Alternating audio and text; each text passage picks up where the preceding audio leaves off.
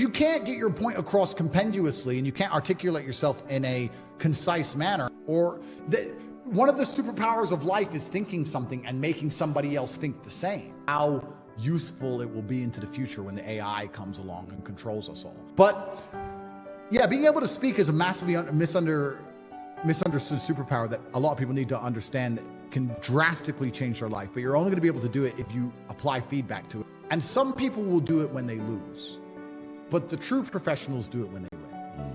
When my dad was playing a chess game, if he won the game, he would still analyze the game and see if he could have lost, where it could have gone wrong, how he could have won faster, what mistakes he did make, what he did well, what he did wrong, win or lose.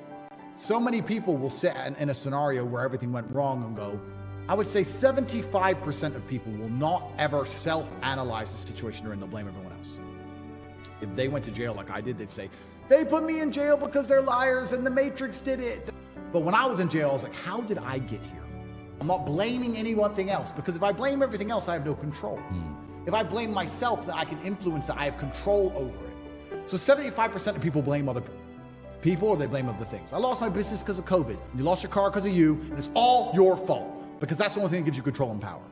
Let's say the other 20%, which brings up to 95% of the total of the populace, will look at a situation in which they lose, and they might self-analyze, and they might try and learn from the loss, and they'll try and find the feedback involved in the loss to make sure they don't lose again, which is obviously better than not analyzing at all. And the top 5%, the absolute highest echelon, are people who are going to analyze every decision they've ever made, win or lose.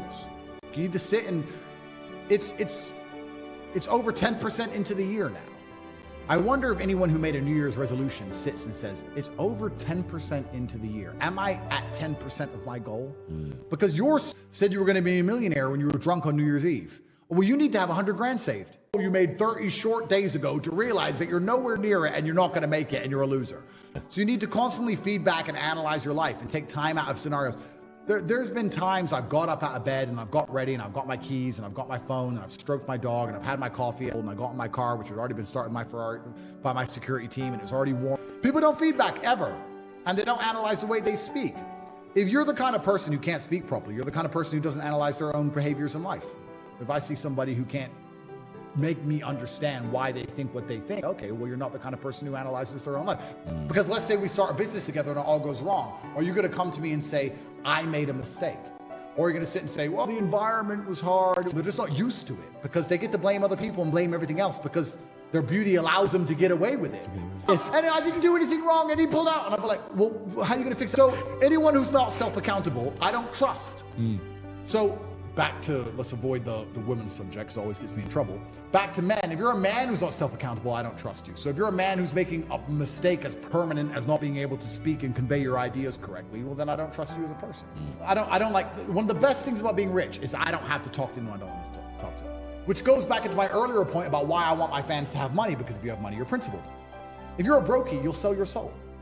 Which is why I don't want my fans to be broke, because if you are broke, you will say, I'm not a fan of Andrew if it benefits you financially, which means you're no good to me in a war, because now you're a traitor.